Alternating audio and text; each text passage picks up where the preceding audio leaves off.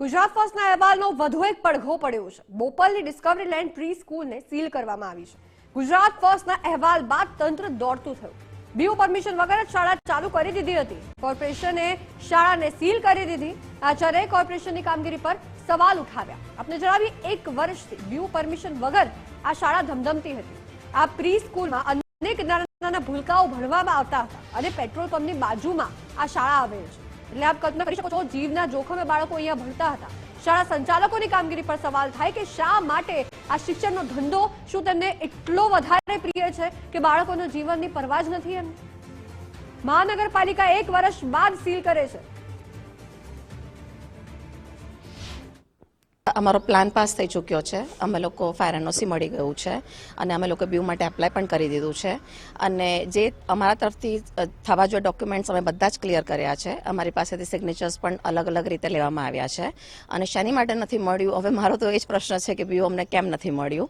આમાં મારા છોકરાઓ સફર કરે છે। બસ મને મારી એઝ અ પ્રિન્સિપલ મારી કન્સર્ન એ છે કે આમાં એજ્યુકેશન ઇફેક્ટ થઈ રહ્યું છે। બાળકોનો શું વાંક છે આમાં? મારા પ્રી સ્કૂલ છે એટલે અમારે નર્સરી, જુનિયર અને સિનિયર કેજી ચાલે અને પ્લે ગ્રુપ છે। અંદાજે અમારી પાસે લગભગ 100 બાળકો છે। આ સ્કૂલ લગભગ 6-7 મહિનાથી ચાલુ છે।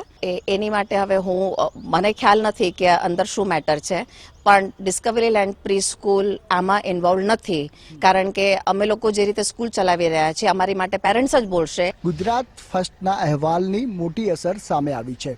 સાઉથ બોપલ વિસ્તારની જોઈ શકાય છે કે જે પ્રી સ્કૂલ છે, ડિસ્કવરી લેન્ડ પ્રી સ્કૂલ, તેને જે છે કોર્પોરેશન દ્વારા સીલ કરવામાં આવી છે। અહીં જે છે બિલકુલ સૂચક નોટિસ આપવામાં આવી છે, જેમાં લખવામાં આવ્યું છે કે આ જે સ્કૂલ છે તેને જે છે બીયુ પરમિશન ન લીધી હોવાથી તેને સીલ કરવામાં આવે છે। અમદાવાદ મ્યુનિસિપલ કોર્પોરેશન દ્વારા Discovery land pre school Guma અમદાવાદવાળી જગ્યામાં જે બાંધકામ છે તેની પરમિશન જોકે લેવામાં આવી હતી, પરંતુ તેની અંતર્ગત જે સ્થિતિમાં છે તેને હાલ સીલ કરી દેવામાં આવી છે, કારણ કે બિલ્ડિંગ યુઝ પરમિશન લેવામાં આવી ન હતી અને હવે જે છે આ નોટિસનું પાલન કરવાનું રહેશે અને જો બીયુ પરમિશન પહેલાંથી સ્કૂલને શરૂ કરવામાં આવે તો તેની સામે કાયદેસરના પગલાં લેવાની કોર્પોરેશન દ્વારા અહીં નોટિસ બજાવવામાં આવી છે। મહત્વનું છે કે છેલ્લા 6 મહિના કરતાં વધુ સમયથી 100થી વધુ બાળકોને અહીં ભણાવવામાં આવી રહ્યા હતા અને બિલ્ડિંગ યુઝડ પરમિશન લેવામાં આવી ન હતી। ગુજરાત ફર્સ્ટે અહેવાલ દર્શાવ્યો હતો અને ત્યારબાદ કોર્પોરેશન સફાળું જાગ્યું અને હવે આ સ્કૂલને